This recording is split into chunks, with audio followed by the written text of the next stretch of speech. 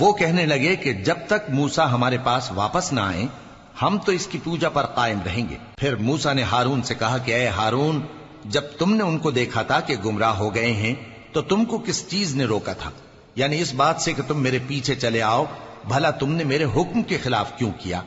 کہنے لگے کہ اے ماں جائے، میری داڑھی اور سر کے بالوں کو نہ پکڑیے، میں تو اس سے ڈرا کہ آپ یہ نہ کہیں کہ تم نے بنی اسرائیل میں تفرقہ ڈال دیا اور میری بات کو ملحوظ نہ رکھا۔ موسیٰ نے فرمایا تو اے سامری تیرا کیا حال ہے؟ اس نے کہا کہ میں نے ایسی چیز دیکھی جو اوروں نے نہیں دیکھی، تو میں نے فرشتے کے نقش پا سے مٹی کی ایک مٹھی بھر لی،